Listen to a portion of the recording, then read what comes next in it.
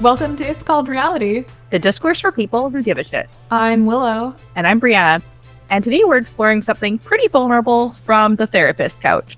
We're covering the hit Showtime show Couples Therapy, specifically Season 2. We're not going to talk about fixing a fight, but the discourse about understanding the invisible emotional systems underneath them. Trigger warning, this episode will discuss addiction, alcoholism, and suicidal ideation, so please listen with care. Okay, Willow, before we even start about couples therapy, did you rewatch Season 2? Because it filmed during COVID, like 2020 COVID. Yeah. I went back and rewatched it this week just to refresh my memory and everything. But before, I wanted to know what specifically about this season did you want to talk about compared to the others? Like, why did you choose this season? I just remember watching Season 1 and being like, okay, that was really good. And then I remember watching Season 2 and being like, this is so vulnerable. You just immediately, I don't know, I feel like the couples on there, there's like one couple in particular who I'm just like, I will never forget them. I wonder if you can guess who it is. But their dynamic, I was just like, oh, I remember like sitting back watching and just being like, I cannot believe that they're reacting this way in front of a literal therapist and knowing they're being filmed. This is them with all of that awareness. Michael and Mahal? Yeah. Michael and Mikhail. Mikhail. She just cuts Orna off so much, and the type of stuff she says, explosive, made for TV. Okay, so before we dive into that, yeah, I specifically remember that couple, and I was like, if we have to talk about a season, we should talk about this one, because I just remember it being like, it's a good introduction to couples therapy, the show, if you haven't watched it already. So I feel like if you want to get into it, just skip Season 1, start straight with number 2, and then it's just, yeah, dynamite. And like, we can bring up, if we like remember other examples from other seasons, we can tie it in. But I didn't sure think we it's will, because it really focuses on 3 couples, which I feel like other seasons maybe do a bit 4, maybe 5. So yeah, it is good. So you can like really, because there's so much there with each of them. Okay, so couples therapy. So if you've seen it or if you haven't, quick little refresher. The show itself is more of a documentary, a series documentary, and the episodes are short. They're only 20 to 30 minutes, so they go by really quick. There's no competition, there's no winners, there's no plan. It's really just documenting therapy, couples therapy, obviously. And so the tension of the show comes from watching people confront their deepest relationships with themselves and then obviously with each other. And yeah, so the show follows, like Willow said, a handful of couples, sometimes 3, I think sometimes 5, and thruples in later seasons, but not in Season 2. And it follows a handful of couples. They're all different ages, races, backgrounds, gender, sexuality, sexual identities. There's a variety of people through multiple sessions and multiple months of couples therapy. Actually, I feel like I don't have this on lockdown, but I think it's 26 sessions. So I think they are followed for a very, very long time. That's a lot. It is a lot. That's a long time. Yeah. It's like, and they go weekly, like 6, or I don't know for sure, but I think it's 6 months weekly is what it would translate to. Okay. Yeah, and it's interesting too, because when you're watching a session, how do I say this? You're watching a session. There's no clipping back and forth because they're wearing the outfits that they're wearing. Orna, the therapist, her hair, and it's not like they're editing from different pieces. It's like you're actually within a session. There might be a little bit of editing around, but you're not watching a little bit of a conversation from their 3rd session and a little bit sprinkled in for episode 13. You know how in Love is Blind, they specifically have those gold goblets so that you can't tell at which point in the conversation it's being piecemealed together? That's so not the case for the show, which is super interesting. So do you think that the way they edit it together, they're actually following it chronologically? Because we don't see every single session. They're just pulling probably the most interesting ones or the ones that have the most pertinent information or tell us the most about the couple, or like where they make a specific breakthrough or whatever. Yeah, no, I don't know necessarily if it's chronological, but I'm assuming they're filming every single session. So even when they film 26, they're only choosing 7 or 8 to focus on for the whole season, which is bananas. You're pulling hours and hours, thousands of hours, and there's so many hidden cameras within the room itself during a session. So many hours of footage for like a 25-minute episode with 3 different couples. per episode. Yeah. And also, I'm pretty sure she actually does sessions with more couples, and then they end up choosing the ones they want to feature, right? Yes, yes. Gonna be the best TV or whatever, right? Yes, yeah. So you're gambling and almost hoping, I don't know, maybe you do want to be on TV, but I would gamble that I'd be like, okay, hopefully I'm somewhat boring enough that I can get all this free therapy and not have to have it all aired for everyone else to see. Yeah, because especially with Orna, I'm like, she is not cheap. You can tell she is. That therapist office alone, I'm like, yeah. Well, apparently the office isn't a real office. It's in a production studio. You have to walk in, get mic'd up, like do all those things. Yeah. So it's like you walk in, you see the camera crew, but it's like when you're actually in the room, you don't see anything. So the room itself is designed to feel as natural as possible, but the coming in, coming out experience, it's not. There's cameras in books and cameras behind the walls, and there's people behind them directing them and everything. So yeah, super interesting. Right.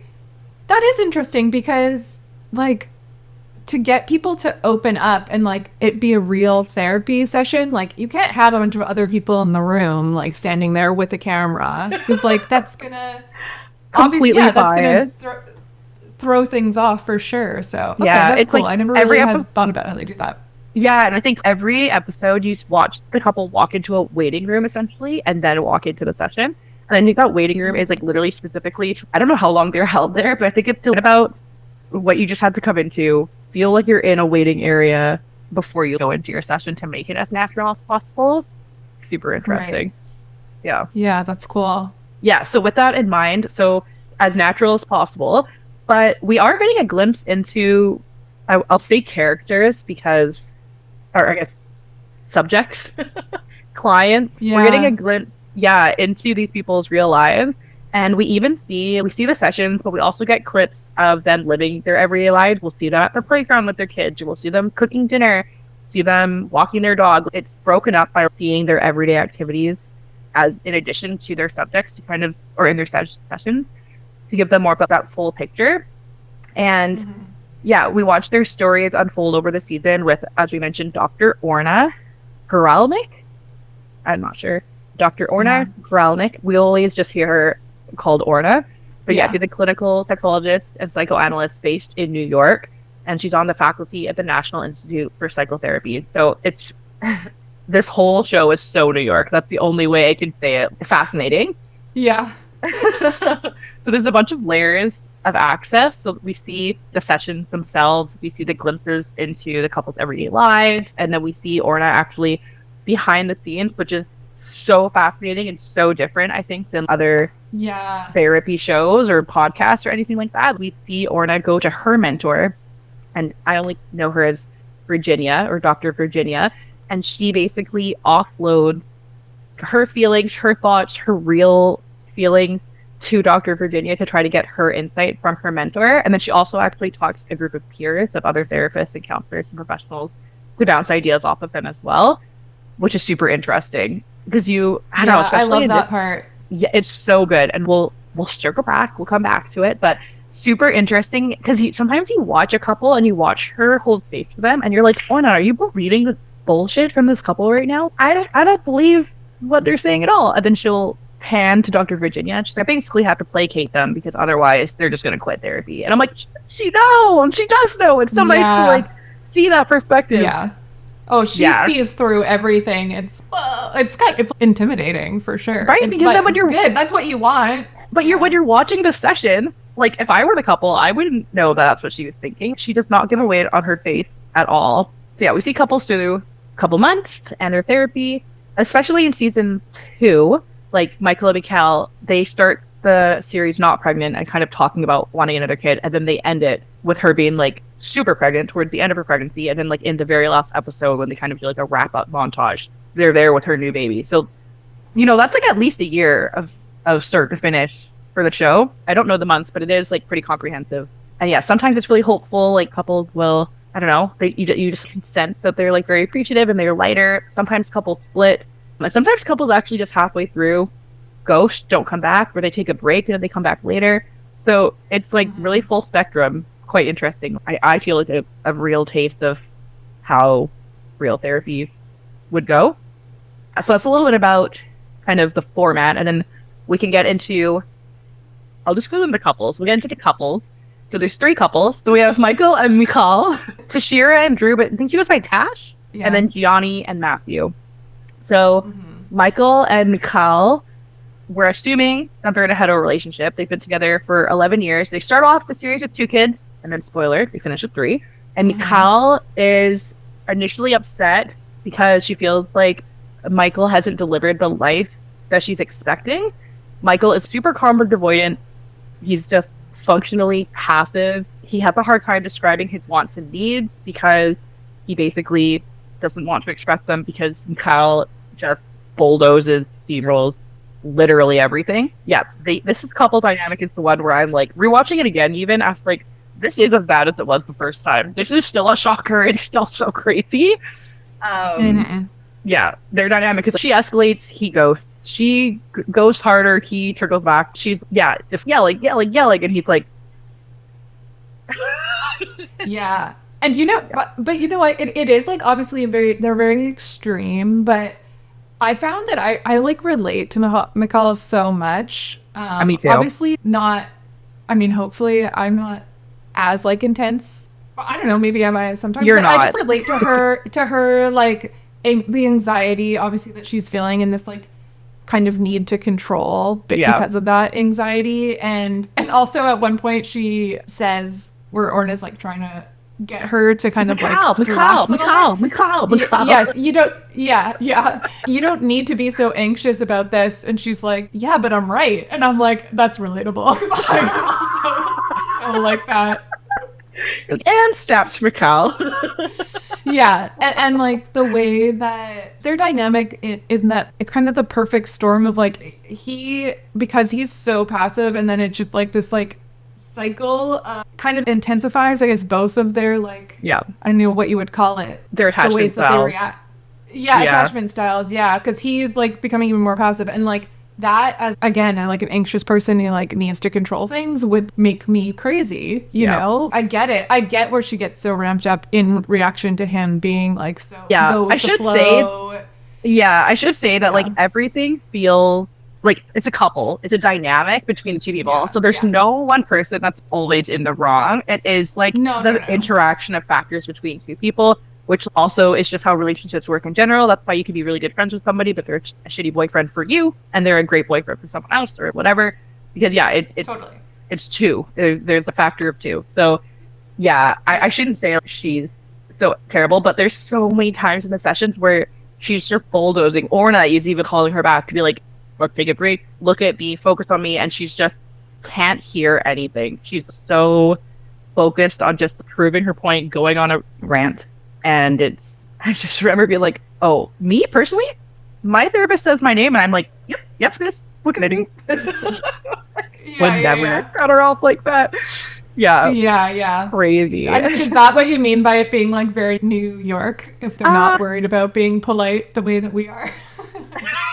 I think it's definitely a factor. I don't know, everyone's just so unique. Every person and every couple is so different. And I don't know, I just feel like that part is very New York.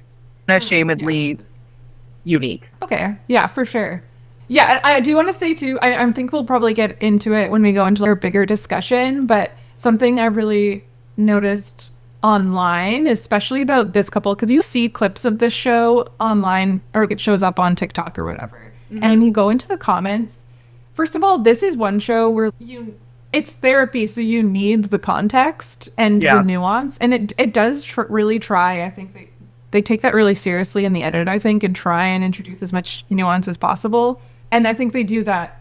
A mechanism of doing that is through Orna's reflections that we hear too. Yeah. Because the audience, and you can just see it in the comment section, projects so much on these couples. It's really interesting to see. There's so many people that are triggered in the comments by Michael's, what's it called? Something incompetence. It's weaponized incompetence or whatever. Oh, okay. Yeah. Yeah, which I get, but it's also, there's just so much you're not seeing. Yes. Well, I think what's really interesting is this whole, what is it called? Online therapy or therapy talk, where now, especially through TikTok, people just share, I don't know, they just share a lot. So people start to learn these new terms. They learn what weaponized incompetence is. They learn what gaslighting is. They learn what breadcrumbing is. They learn all of these terms. But then also, people also learn about it and then use it. I don't know. It's just very interesting. Like these terms, they don't have their like clinical meaning anymore, the way like a therapist would use them, because we're just kind of applying them to every situation. It's why every person thinks that their mom or their partner or their ex-partner is a narcissist, and it's like, no, they're probably not. Narcissism is still extremely rare. There's no way that everybody knows a narcissist. There's no way every single person had dated a narcissist. So that's couple one. Who are the other couples? Okay, couple two, Tash and Drew. So again, assuming that they're hetero, they've been together 2 years. They became pregnant super early in their relationship, and as they're filming, they have a very young child, like between 6 to 10 months, I'm gonna guess. That's a complete guess. When we see them, they bring their child into a couple therapy sessions because it's during COVID and they switched to Zoom, which we'll kind of talk about. But yeah, so they became pregnant super early. They haven't been together very long. Tash is super interesting because she is definitely somebody who has been through a lot of trauma in her life, and she feels like life just happened to her. It was just forced on her. She feels pretty resentful towards Drew for a lot of things. So she's very emotionally guarded. She's very drawn to independence more than she is to a partner. I don't think it's Drew himself, but she definitely wants this at all costs and protection of herself at all costs. And unfortunately, Drew, as her partner, is just like collateral. And he wants closeness, and he can't understand why she keeps pulling away. So yeah, you have a note here. You're like, how old is their baby? The baby doesn't look 2. Okay. Well, something that came up was like part of her at a certain point in their therapy. It's not like a core part of their story, but they kind of talk about their lack of sex life, and they don't. They kind of cite other reasons for it, right? Like her saying she's not as attracted to him or whatever, even though I think there's deeper reasons than that. But they never mention, I'm like, wait, how old is their baby? Because to me, he doesn't even look like he's 2 years old yet. And they don't bring this as I'm like, that kind of makes sense to me that could be a big factor into just why like she's not interested. Yeah, maybe she just doesn't want to have sex or isn't as interested in sex right now because of that. And I don't know. I was just kind of, that was something that stood out to me that they never really dive into. But I was like, it seems like pretty important. Maybe it's not, but I don't think she's like freshly postpartum. So yeah, part of this like happens where COVID, they start all the sessions in person, and then I don't know, a couple episodes in, and it's COVID lockdowns, bubble, everything just shuts down, and it's just completely unexpected, obviously. And so yeah, so they switch to their sessions to online, and because they're online and at home, and they can't have babysitters or do anything while they're filming, Tash and Drew's baby comes into the scene for a little bit, but the baby looks pretty young. The baby obviously can't walk, but has head control and looks like, not newborn. So I don't know. So a couple months into their sessions, I think, between 6 to 10 months would be my guess. Yeah, I mean, postpartum, it's such a trip. And like, I just feel like maybe there's just pressure. This is like Drew's first experience with having a partner go through childbirth and dealing with postpartum. This is Tasha's second time this is her second baby. Yeah, I don't know. Yeah, if he's that young, if it's like less than a year, then especially I'm like, okay, well, this is just you got a lot going on, actually. Yeah. But like part of Tash's like trauma is that she had a physically abusive father who's like kind of like explosively violent, and so obviously that has informed a lot of how she relates to men and forms relationships. Yeah. And this was just something that like, I'm glad they included it. It was very eye-opening to me of how they focus on this part where like Drew feels this need because he has a good relationship with her father. And to him, he's never seen her or her father act like violently because he's violent towards women. Although she also said that he used to beat up her stepdad and stuff too.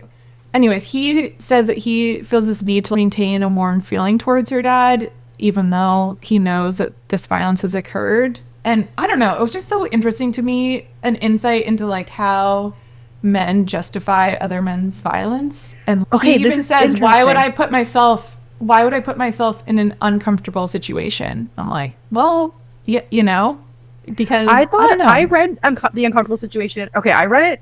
I remember this. I remember it or interpreted it slightly differently, where I thought it was like they were talking about him and Tasha's. Like, they were talking about Tash and her dad's, abuse towards her, and he was uncomfortable. And because he had those uncomfortable feelings about basically talking about him in the sessions, he felt the need to rectify that. And which I think it says he went out and hung out essentially with Tash's dad, just the two of them. And he was like, I just felt like I was uncomfortable. I needed to rectify the situation with her dad, even though he didn't know about it. And probably, I mean, maybe knows about it now because it was on TV. But at the time, he was uncomfortable and he didn't know what to do with that uncomfortable feelings. And his solution was, I'm just going to hang out with her dad. It's like, oh. Right. I think she wants to have a relationship with her dad now. It's more, I feel like it was, if I was interpreting it right, it felt like because something happened with her sister as a result of, while they're in session, as a result of her sister's relationship with her dad and stuff. And so that brings up feelings that Tash has about her dad. And she kind of talks about like how Drew just wants to solve it instead of just understanding or just listening to her, like validating her feelings or whatever. So maybe that's part of it, where he's, okay, well, we can solve this relationship with your dad because he's not that bad. I like him, I don't know. It's hard to say. It's hard to say, but I'm not saying that he's a bad person. I understand where he was coming from, but I was just like, oh, that's interesting how he's trying to come to terms with this and how he relates to other people, how he can have a relationship with her dad while knowing this and still feel uncomfortable about it, but not have to do anything about it necessarily. And like, it's not we're talking about Drew, but he is not the only person in the world who feels like this. In fact, I think it's more common for the way that, I don't know how old he is, but I'm assuming he's like a millennial man, for how millennial men are socialized or were socialized when they were kids. Like, it would very much, you're not feeling your emotion. You're not here to understand your emotions. Why are you crying? Don't cry. You don't need to cry. Girls cry. It's just like that socialization.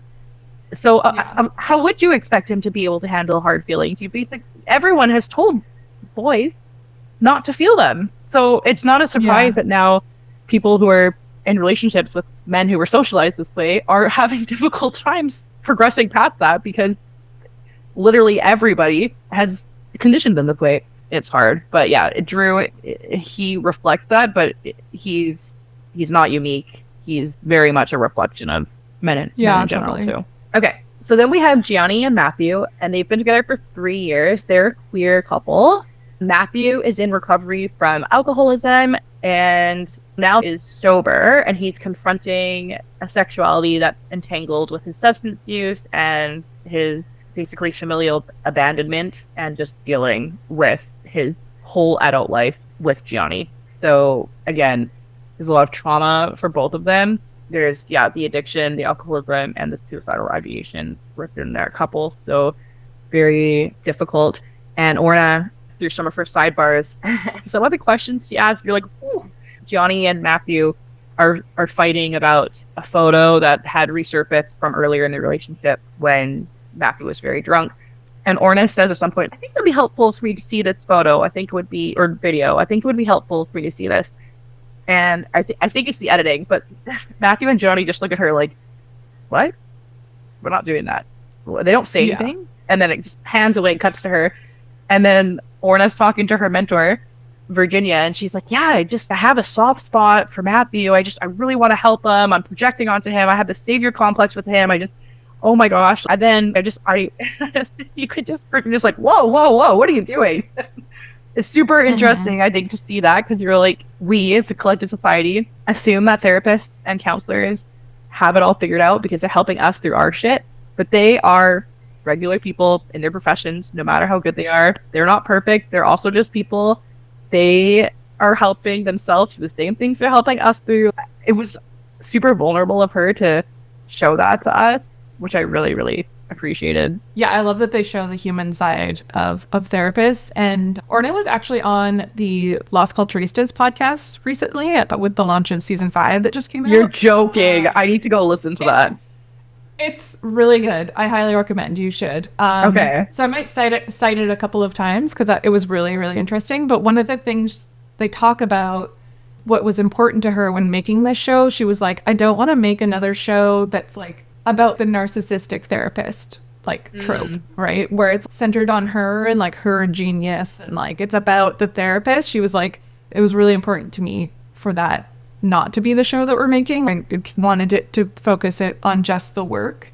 And she's very intentional about trying to keep like that boundary up. But while also showing some more human sides of her and through these other through her like her mentor sessions and stuff. So well, and you say human sessions, which is interesting because I think this might be the only season where they show her with her kids. Actually, they show photos of her with her kids in their house. And, and it's interesting that you say that because I totally get that through her session. Right? That's why I think this show in particular is so unique. I also listen to Esther Perel's podcast. I really like Esther Perel's couples therapy podcast. In particular, me too. I don't know if she has a few. I mean, Esther Perel kind of does the same thing. She'll be like, she'll pause it. I kind of wish I asked this. I said the wrong kind of probe here, and I wish that I didn't go in this direction in hindsight, but this is what it is, and this is how the rest of the session went. But yeah, and that's a podcast, so we don't see what's going on. But yeah, Orna's is definitely interesting, and I think you're right. She does mostly highlight the couples, and that's why we don't even know her last name. I had to Google it. She says a relationship conflict is rarely about the thing being argued about. She talks about, people come into therapy and they have their like presented problem, and then her job is to kind of through the process of therapy really get to what the root cause is of how the problem is, just like how this root cause is being expressed, but you're not going to solve it by just being like surface level solving this problem. You know what I mean? I'm going to say it's basically impossible that the problem that you're having is the only problem, and that by solving that one problem, everything else will be solved. What your problem is popping up in so many different areas, and you have to get to the root. Yeah, so she like asks questions about their upbringings and like certain words or phrases that she used. I find that super interesting. She'll often push back. Like someone will just say something kind of generic or whatever. They'll be like you would just in conversation, and she'll force them to be like, no, keep going with that thought. What is it? If they're just like, I feel it, see what it does or whatever. She'll just push them to keep going and be like, why did you like this word is important or whatever. Yeah. And then through that, you kind of reveal that the problem they're presenting is a symptom and not like the actual problem. It's about symptom the feelings. Pattern. Yeah. So it's often like the feelings of the partners, like really it comes down to these basic like core needs of being loved, of being like, do I matter to you? Can I depend on you? Do you see me? And am I safe to be with you? Basically. Yeah. And this is such a different show than like other ones that we've covered because it is real people, like I don't think that these people are playing a character, at least not in the early seasons. It'll be interesting to see how, as the show has more and more seasons and gets more popular, if people are going to be coming on and being more performative, what type to of be on people TV. They want to cast as well. Is it the Tyra effect where we needed bigger, we needed crazier? Right. Let's get exactly. Well, we don't want to get it stale, so we need people with like more extreme trauma or in a more and more untraditional relationships or whatever, which they kind of already started to do when they brought in the throuple. And they bring in a lot of people who want to have open relationships, which is that very common? There's at least one couple of seasons who's wanting to open their relationship or are in an open relationship. It just prude. How many people are in open relationships? I don't know anybody in an open relationship. I don't know the stats on it. My, I guess, initial feeling on that is it's probably more common in somewhere like New York. Also more common maybe in certain people who are seeking therapy. I don't know, because you're already struggling. Kind of like if you're, I don't know. Or I think it probably is more common in queer relationships. Yeah, but they're not always queer relationships that are open. I mean, you say you like Esther Perel. I don't know if you've ever read her book, Meaning in Captivity. I have not read it, but I listened to the audiobook. Yeah. Oh, okay, nice. And that's basically about monogamy, right? And non-monogamy, and is it natural? And Esther Perel really was the first person that I heard, and I listened because her podcast was out in 2018-ish. Mhm. And so I was probably, I don't know, in my like mid-20s. And that was the first time I heard someone come with the idea that cheating doesn't need to be like the be-all end-all of a relationship. Like that doesn't, it can be if that's what your boundary is, and that's totally fine. But Yeah. just that it's more complicated than that. I feel like you grow up and you kind of learn, oh no, cheating is like the worst possible thing that someone could do in a relationship. And then her ideas Well, is kind of I think actually that's still kind of true. I do think that that's still kind of true, because cheating is being unfaithful. It is lying. Breaching trust. It is breaching trust. Whereas if you're in an open relationship, it's not cheating, because if there's an honesty and set parameters where everybody's already kind of agreed to, and you're within those parameters, then I don't think it's cheating. Like, I think that I just mean that was my first entry point into just open relationships in general. Open relationships in general. Because then I don't know, I don't remember any specific episodes, but she does have people in therapy, people who worked through cheating in their relationship. Well, I remember one episode specifically where this couple, they have a child or children. I don't remember the details because I did not prep this before we started talking about it. But I remember that like they have a child and they separated, but they're living together and they're co-parenting, and they're trying to figure out their co-parenting relationship where they're not romantically together, but they're living in the same house. They want to co-parent their child. They want to work through it. And at some point, Esther Perel says, "Is this working for you?" And they're like, "Well, not really." And she asked them questions, and she's like, "It sounds like this is working for you. What about this is not working for you?"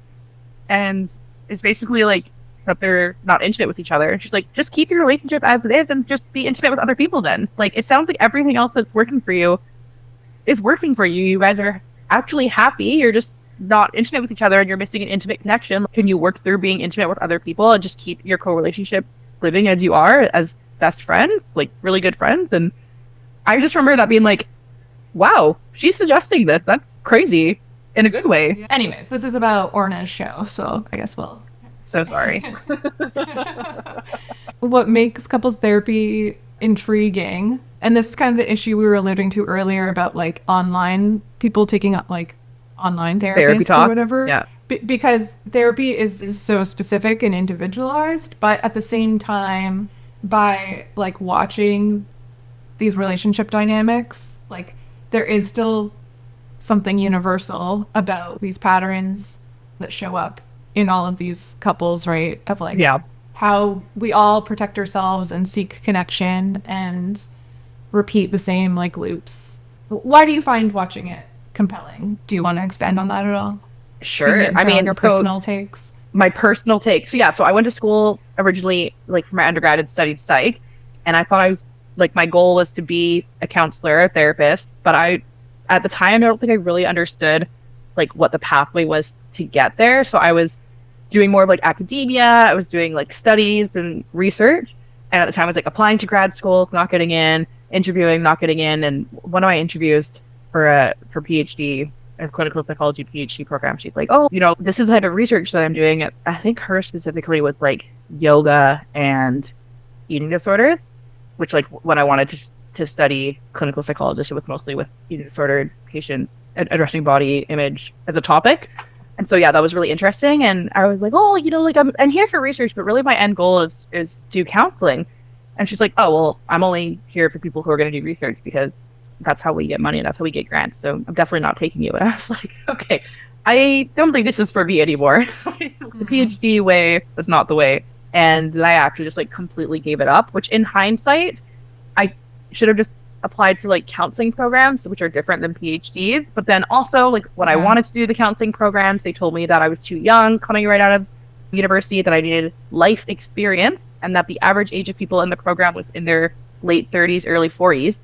And at the time, being like 23, I was like, I'm not going to wait 20 years to apply and get my career that I want jump started. So through that series of events, I ended up pivoting and doing some completely different career stuff. But I mean, like since I was in my teens, I've been super, super interested in helping people and hearing like this vulnerable layer to their stories. And I think that shows up in my friendships and the way that I interact with people as a whole. And I'm just very interested about learning as much about people as possible Yeah, this like vulnerability layer that I think keeps coming through every episode that we talk about as to why we find people so interesting. And yeah, so my sister actually introduced me to the show. And she's, have you seen couples therapy? I'm like, no, what's that? And we watched one episode and then we watched 5 in a row. So it's like again, and they're so short. They're so short. I'm like 30 minutes is not nearly enough for one episode. I want a limited series. I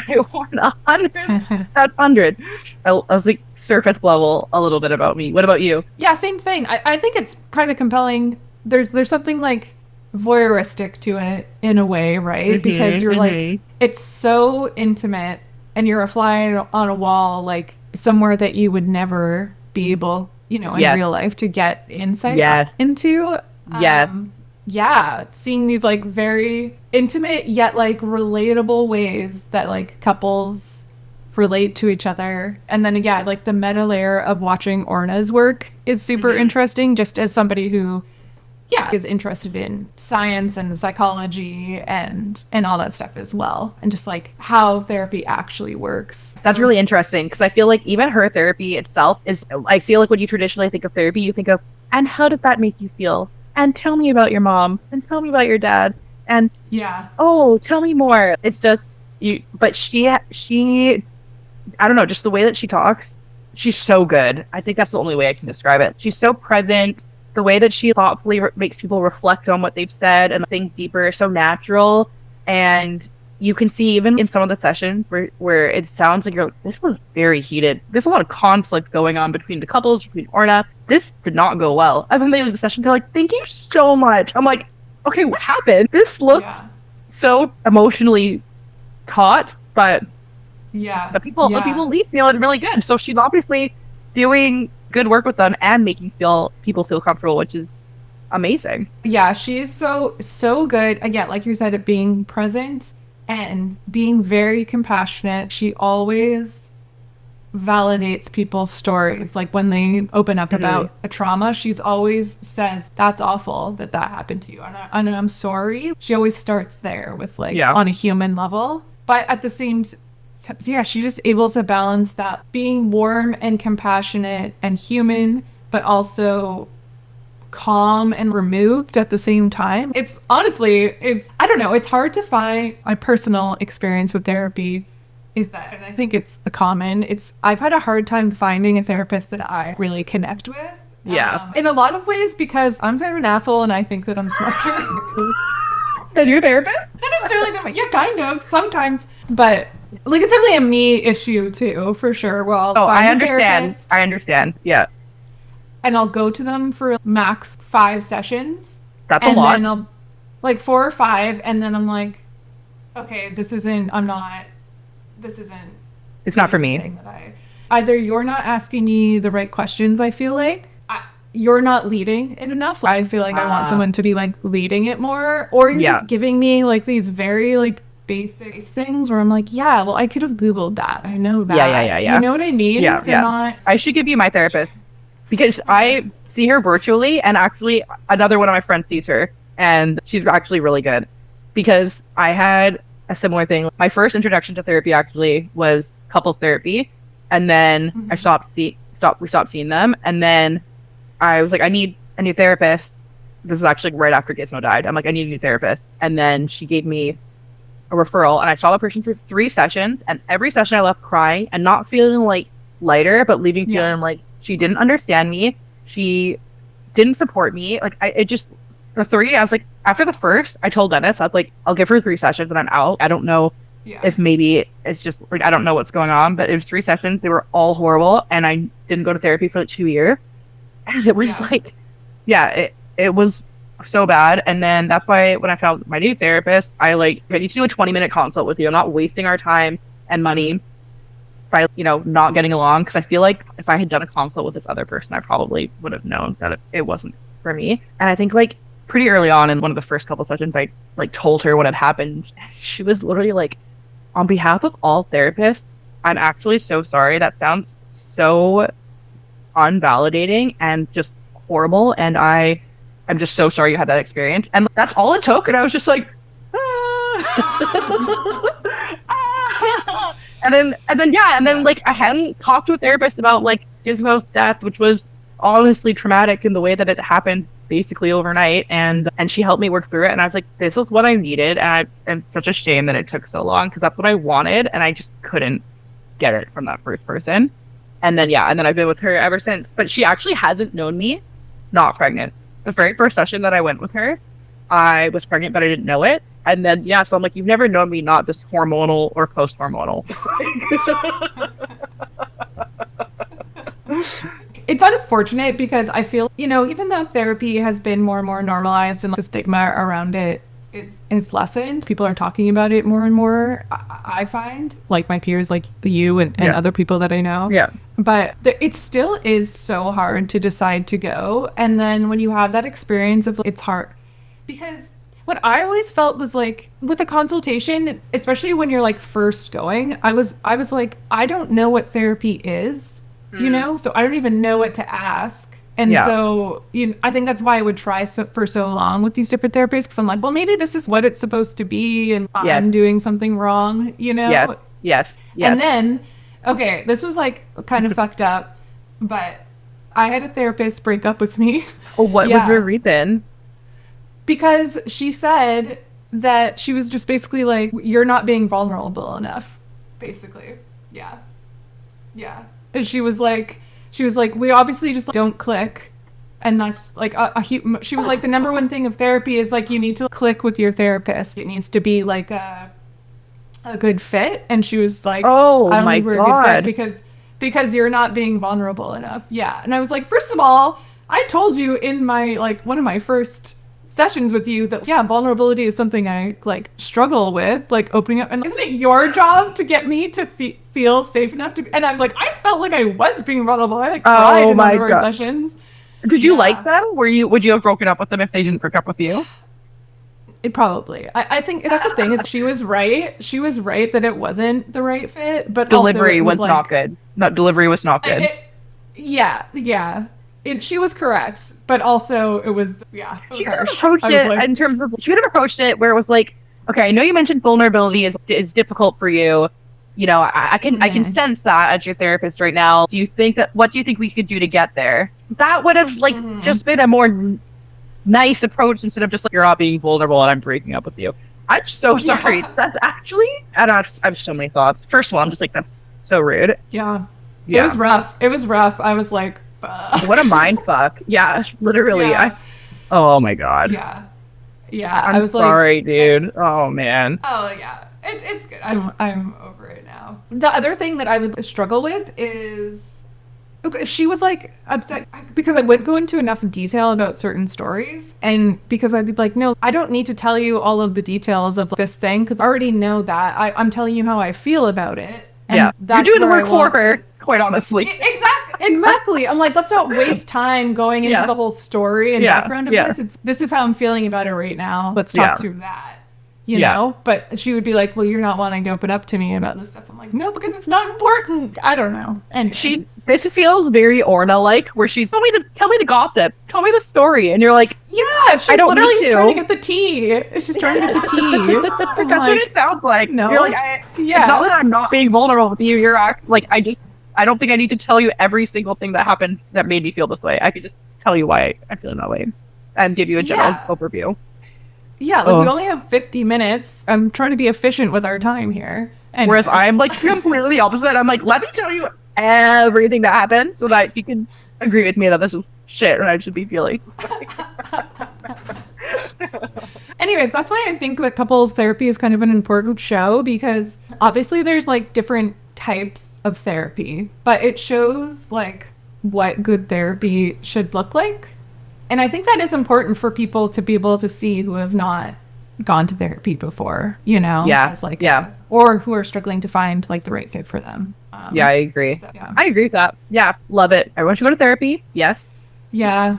You know what? I used to think that everyone should go to therapy, but maybe it's just since my experience with it, I'm like, I don't know if everyone should, because that's sad. It's become so prevalent now, which is good, but I just feel like maybe a lot of people are out there getting therapy and they don't have the right therapist. I'm like, there's people out there who aren't getting good therapy and they're using therapy to continue to justify their bad behavior, has become a thing. Or people who learned how to weaponize therapy speak.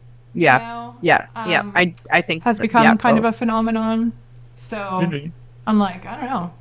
You probably do need therapy, but you're not getting the right therapy. No one's calling you on your shit in therapy, which is what you need, actually. Yeah. People don't want that. There's some people who are just never going to go back, which I understand entirely. Yeah. It's not fun to be called on your shit, but that's what needs to happen. So but that's exactly that's exactly why you need to get called on it. Yeah. Okay, let's zoom out at the system of the show, because I feel talked about there's these universal patterns that kind of show up across the three couples. I think the first one was anxious and avoidant dynamics between Michael and McCall, which we kind of covered quite a bit already, but is there anything you wanted to add there? I think they just have a more exaggerated pattern that a lot of couples have, especially a lot of hetero couples where the woman is doing a lot or all of the cognitive load and the man is not doing any cognitive load. And cognitive load, where I mean doing the planning, doing the remembering, running the show, running their lives, taking care of the children, making sure that everything is done. And I think the way, how she's feeling and the way that she's reacting, I think is an exaggerated version of what so many, I know it feels true for me. I hope I don't lash out in the way that she can sometimes just hold it together until she can no longer hold it together. Yeah. But their dynamic is, like you said earlier, super relatable. And as hard as it is to watch, you'd be like, I'm not like them at all. I'm actually more like them than anyone else, actually. I feel like, I think it's hard to watch, and the way that you watch, you're like, oh no, I'm not like that. But I don't know. Upon reflection, I actually think I am. Okay, well, this is kind of the thing with, it's in every, where we project onto them and we're also relating to them, and it's this parasocial thing, but it's also the element of psychology where it's in every single Psych 101 class, it's all of the students diagnose themselves with something immediately, right? That's something that always happens because it's all on this human spectrum, and to be diagnosed with these different things, it's it's an extreme level of this behavior, but we all have these behaviors, to some extent. And so that's why we often are well, then I have this because I do this, but it's okay. But this is to be diagnosed with it, it means you're at this extreme end. I wouldn't even say extreme, but it has to either impact your daily life or impact others' daily lives. That's essentially the bottom line. So if you can't function because your mind doesn't stop racing and you're always thinking about things, and now you're forgetting things, and your life is being impacted in a negative way, or your partner's life is being impacted in a negative way, and your mind can never stop racing, maybe you do have ADHD. But there are a lot of people trying to never stop racing, and they're able to actually balance it out, and they don't feel like it's impacting them, but they do feel like their mind's always racing, then maybe they don't have ADHD. So I guess extreme is also the case, but it also has that self-diagnosis or familial diagnosis piece of it has to be affecting you in your daily life. That's what's tricky in how I try and conceptualize it, though. It's how do you... That's so subjective, isn't it? Mm-hmm. So to diagnose it, it's very much, I don't know, it just feels subjective to me, or relative. I think a lot of people can be diagnosed with it, but it's still a spectrum, like you said. I think some people can have crippling anxiety, and some people have anxiety that's not debilitating, but it's still anxiety. Right. I guess that's part of what makes just mental health as a concept and a topic so interesting, is that it's so personal and nuanced and so hard. You can't be in someone else's head, Mm-hmm. Yeah, I know the stat is 1 in 5, I think, Canadians have they have a diagnosis. 1 in 5. I think it's 95 out of 100, because I think everybody has something, and it's just totally to what level and when do they find out. That's my non-professional theory. Yeah, so then that's just the human experience, part of the human experience then? I think so. Deal with these things. Just like everyone gets a cold, you know, everyone. And at what times and how severe. Yeah. And so much of mental health is genetic. If we have a lot of mental health diagnoses right now, it's just because we're catching them. If your parents are also have these genetics, like we have a lot of depression. Well, so did the other generation. They just weren't seeking the help, or they just weren't. They were coping in different ways, or they, the rates are not on the rise. I think everyone just has a better understanding and a better acceptance of seeking help and seeking ways to cope in professional ways. So I think it is 95 out of 100. Yeah. Being one of that 95, I feel like. But same. And I feel like, I mean, to all of my friends and family who are listening to this, no offense, but I include myself in this. But I'm just like, I have gone through periods of being like, looking around and being like, oh, like everyone in my life is, and not that it's a bad thing, but I think before it's not bad because we're all doing it. We all have it. We're all coping in different ways. Yeah, it's normal. It's normal. Okay, so Matthew and Gianni, I think that their pattern is kind of more, I mean, they have anxious-avoidant dynamics as well, but theirs was also hard for me to read. Even watching it back, I was like, I don't know who is pulling away, and I can't tell. I couldn't tell. It was very hard for me to get a read on them. I think with them, it was so much about, like, specifically Matthew. Like, trauma. Shame. Yeah, trauma, like his shame around his sexuality and his recovery from and his recovery. Alcoholism.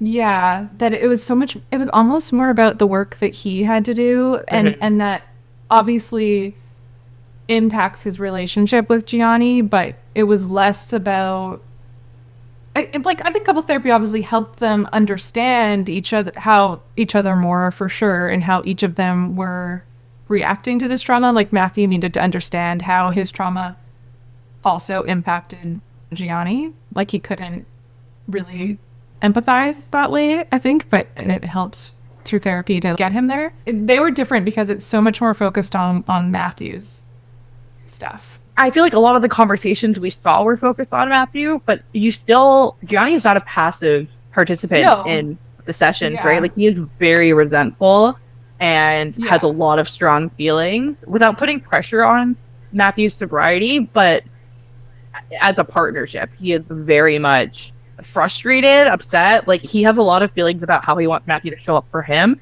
but like in order to get to that, there's so much work that Matthew has to still unpack on his own before they can even start relating it to Gianni. And then at the same time, Gianni's like, but it's still impacting me, and I'm still here dealing with our current state. And I'm like, oh man, that's so hard.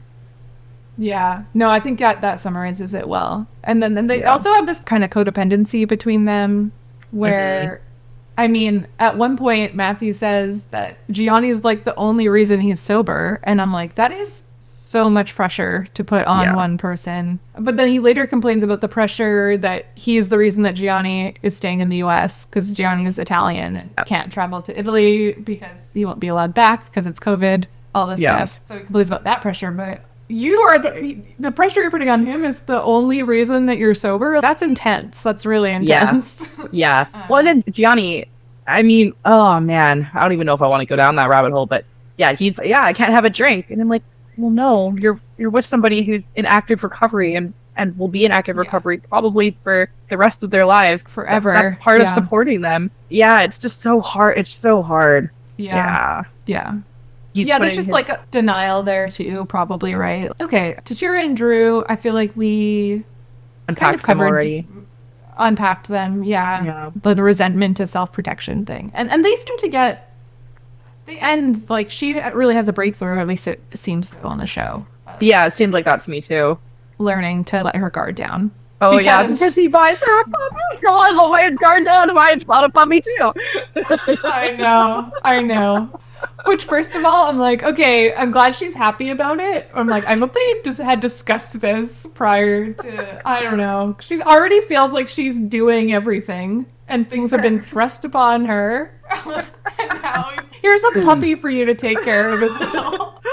Oh my god. But she made her happy and brought them closer together, so power to them, I guess.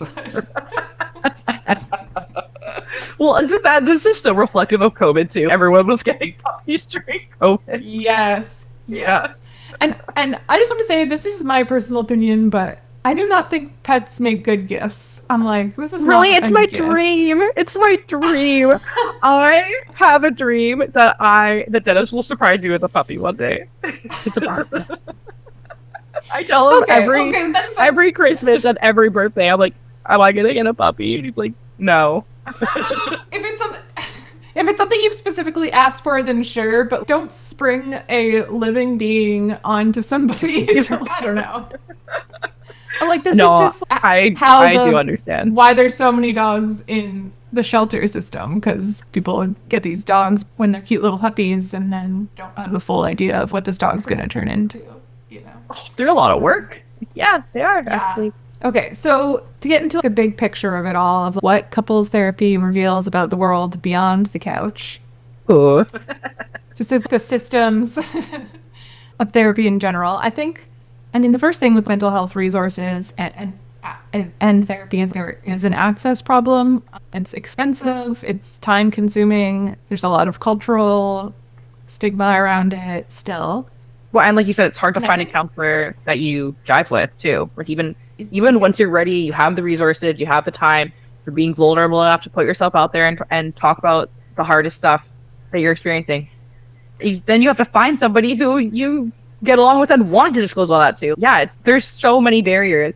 But I do think the show normalizes just the process of therapy, which I think is important. And especially because they have such a diverse cast, too. Yeah. They show a lot of different couples from different backgrounds and everything. And I think that's important for people of different backgrounds to see, where it's, oh no, therapy isn't just for a certain type of person or whatever. Mm-hmm. You know, I think seeing that the problems that people who come from different backgrounds of you or in a different type of relationship than you are like all really kind of fundamentally the same. It just like humanizes people who are different from you, which I think is also important.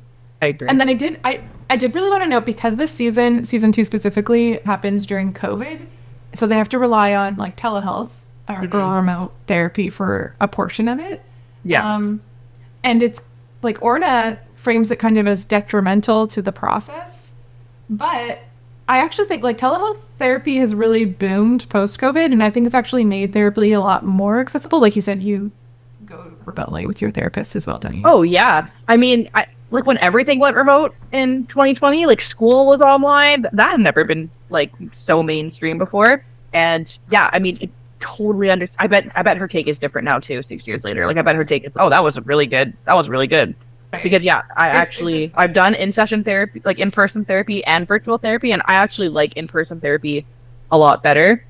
But since I've moved, trying to get to my therapist, who's like an hour drive away, is impossible. I'm not doing that. I'm not spending 3.5 hours with my time for a 50-minute appointment, like however many times a month I need it. So virtual has actually been a huge lifesaver, that I can do my session still with her. I don't change therapists, because if I had to change therapists, I probably wouldn't be going, and it would probably be another reason. But I would say I really need to go. I really want to go, but. So yeah, for me personally, huge lifesaver that I can do that virtually. But it isn't the same. Mm-hmm. It's not. I'm actually really like thankful that I did a couple sessions with her in person. So like we have still that. There's just an in-person vibe. It's better, but this is still the second best. I'd rather do virtual with somebody who I trust than in person with somebody who I don't. So we're going to stray from season 2 for a little bit. But what did you think about, did you watch season 5? Yes. Okay. Super interesting, where one of the couples, it's like, guy is like conservative Republican, the girl is Democrat. They're like, and that's extremely explicit and an issue that they say in the relationship. Is it Marjorie? Marjorie and Jason. Yeah. And yeah, at one point Jason just starts saying, I just type in all of my problems into ChatGPT and into AI, and they just validate me and make me feel so much better. And I was like, oh, you're naming the thing that's happening. And he's like, Marjorie doesn't support me, my wife doesn't support me, and I need someone to support me, so I'm gonna get it from this AI. And I'm like, oh, I know that people are doing this, I know that this is a thing, but like, we can't use robots for that. We can't. No, speaking of bad therapists, it's like what we were saying earlier about therapists that just validate, like only validate you and don't push back at all against you. It's yeah, that's why people go into AI psychosis. It's because they're just having what become eventually like delusions validated by this like all-knowing thing. And you know, that's what, like, you're teaching me something new every episode. I've never heard the term AI psychosis. This is just, it's just my job. My job is to read the news all day long and be chronically online. So that's all it is. You're just a normal, healthy person. Okay, is it like, okay, so for before I cut you off, so it sounds like you're using AI so much that you're separated from true reality, or what even is it?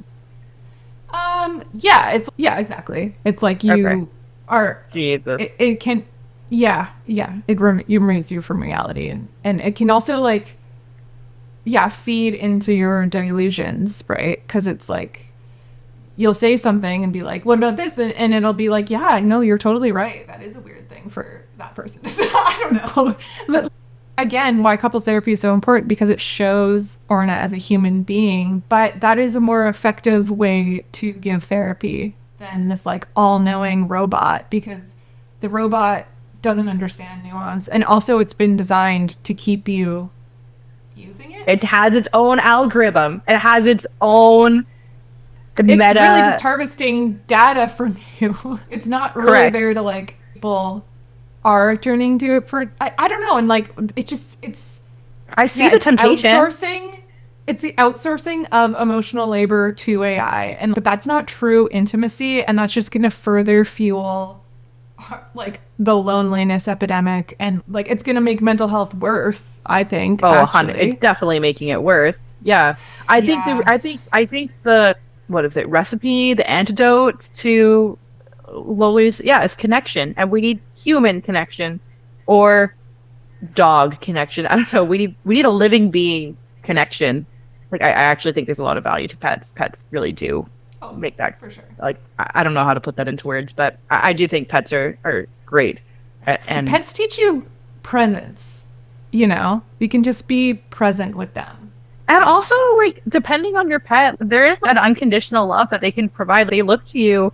Yeah. I know there are some real awful pets, but you love them for it anyways. I don't know. It's just like, it's a way you build your own self-worth by taking care of something, you know? There you go. And I think that also translates to taking care of the relationships of real people in your life. Like Jason and Marjorie, again, like they're from season 5, the most recent season, because they really because they knew what they were doing. Editors knew what they were doing, but like, I think they're the very first conversation that you see, and they're talking about their political differences.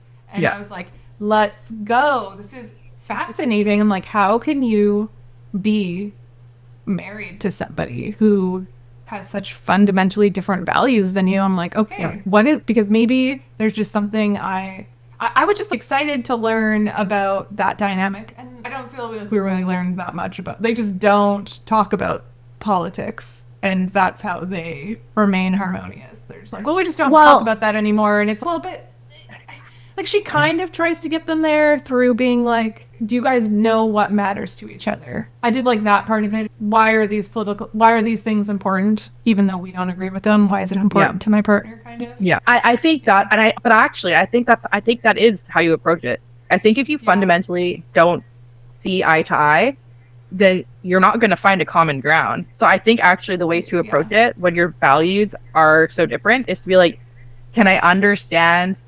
Like, if I don't understand the approach, can I understand what they believe in, what they think? Because at one point, I think they asked Marjorie, like, why she is so liberal, and she started talking about how she doesn't like how marginalized people are extremely vulnerable and mistreated. What's happening with ICE and everything. Yeah, and she's really scared about that. And Jason just starts going off, and he's like, that's not happening, that's not what's happening. This is why it's important, blah, blah, blah. And or it's okay, no. Are you listening to the feelings? Do you see why she's scared? Do you see where her empathy is coming from? Can you understand that? And he's like, yeah. She's like, that's what you need to do. If you don't agree with the actions, can you understand your partner's perspective as to why they're feeling the way they are? And I actually think that's the only way you can approach that, because if you're not going to change your political views or your values, you are just going to argue. I get it. I personally need to be with somebody who is aligned in my values, friendships, and especially as a romantic partner. So it's difficult for me. Yeah. Some people do shift their values too.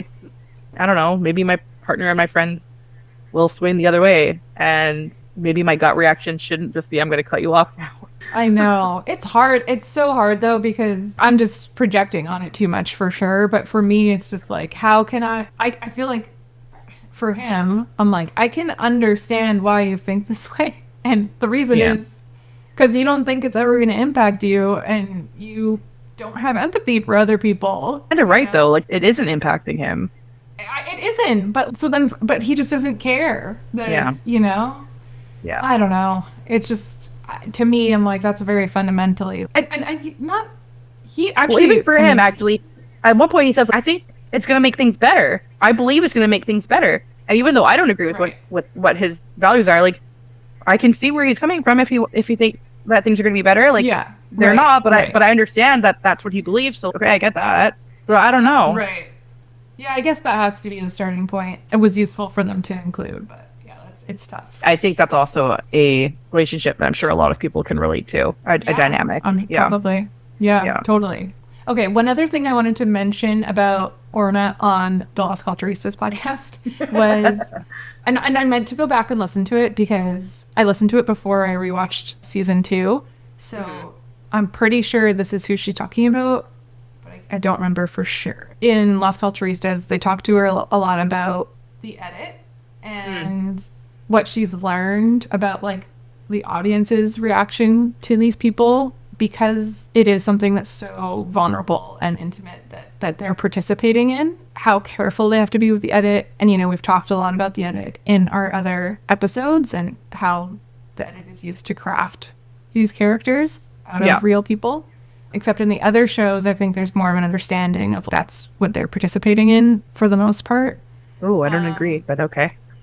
I think the more seasoned of reality players they become, maybe not when they're new to it, but the more shows they're on, I think there's more of an understanding to it. Yeah. And I think she references, I think it's Michael, maybe it's Drew, but I'm pretty sure it's Michael, where she talks about the audience's reaction to him was very like negative, and he was seen as like the villain. And I'm pretty sure she said, she's like, and we learned a lot from that, because I think that we didn't include enough nuance about him in the edit, that he came off a certain way that actually didn't get into didn't make him as like sympathetic to the audience as maybe it should have. Interesting. I think it was I guess you learn, like, this was Michael and Mikhail, right? Yeah, so it's like you learn about why she is the way she is because of her relationship with her mom, but you don't learn about why he is the way he is because you just assume it's how he's reacting to Mikhail. Yeah, I think so. Okay, after watching couples therapy as a show, just as a show and not with your own experience, do you think you would recommend couples therapy as a practice to people? Not the show. Wait, after watching the show, would I recommend couples therapy to people? Yeah. Couples therapy, lowercase. Honestly, I think it depends after watching the show. On what? How much you're willing to change, how much you're willing to listen to your partner outside of the therapy sessions. Because you can do a lot of listening when there's a third party involved, and you can go straight back to your bad habits or not wanting to do the work.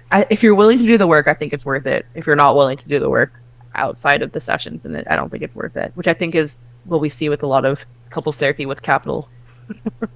Right. Like when they're into sessions and when they're held accountable, they're showing up, and then again behind closed doors, this is too hard, and it is hard. It's so hard. Yeah. You have to constantly be working on it. Yeah. And catching yourself, but then especially because then the other person needs to be doing it too. And you both have to buy in. What about you? I think that couples therapy shouldn't be viewed as just this thing that people do when it's like as a last resort. Yeah. As like, I think it can be used as just to like maintenance on a relationship, It's like, I think that's how it should be used for sure. Yeah.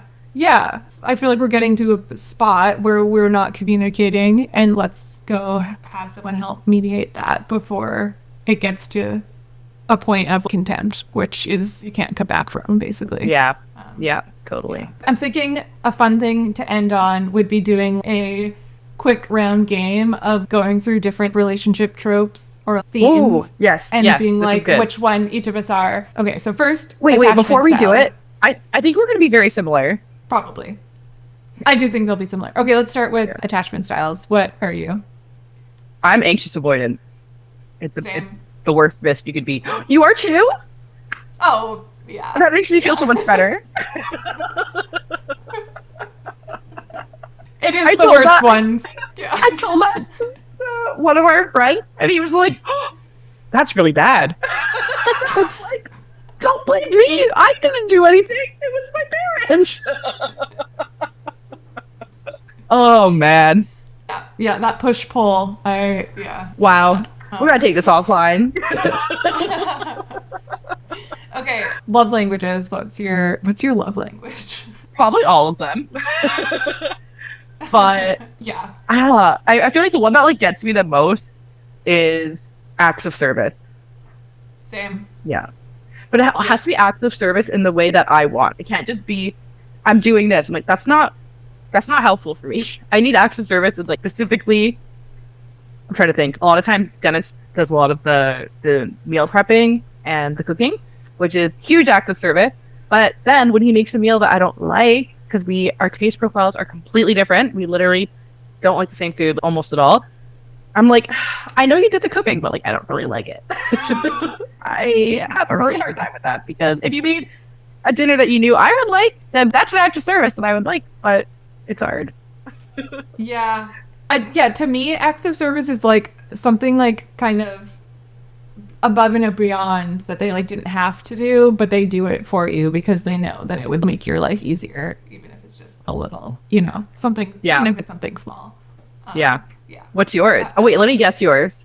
Well, I know I don't think yours is words of affirmation. No. Is it quality time? Well, I actually think acts of service is mine too, but quality time is probably. I would say quality time, but then, which I think is important. I feel like I need a break.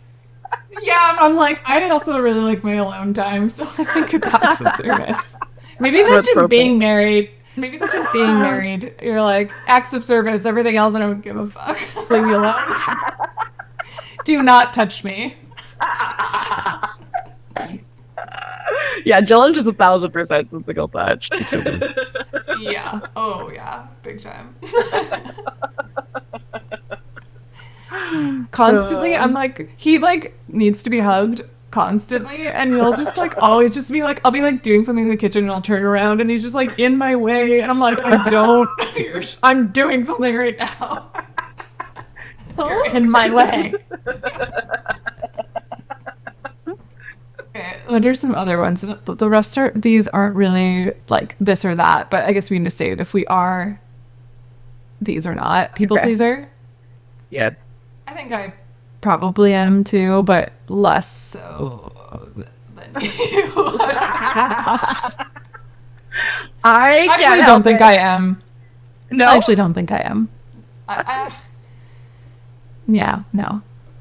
It's hard for me to say for you because I'm like, we haven't gotten in any conflicts. And I feel like normally when I think of people who aren't people pleasers, that they're not afraid of getting in conflict. But I don't think, maybe it's just because we're 100% compatible, so we just don't. I'm avoidant. That's the like avoidant side but that's not people pleasing. That's just avoiding conflict. But I'm not doing it so that person gets what they want. You know what I mean? I'm not. Just Okay. I don't always I feel like similar to that though. I feel like I'm a people pleaser, but I would consider not addressing something. There's people who I don't address stuff with, and I would consider that as part of people pleasing to not rock the boat and not do it that way. I don't always give people what they want, but I try to. Sometimes I just fail, and I know that's unacceptable. But I don't. And then I talk about it in therapy. That's It's Called Reality. The discourse for people who give a shit. Find us at It's Called Reality on Instagram and TikTok, and go to itscalledreality.tv to get all of our episodes. Please hit subscribe and leave us a 5-star review. And tell your group chat. That's how we grow.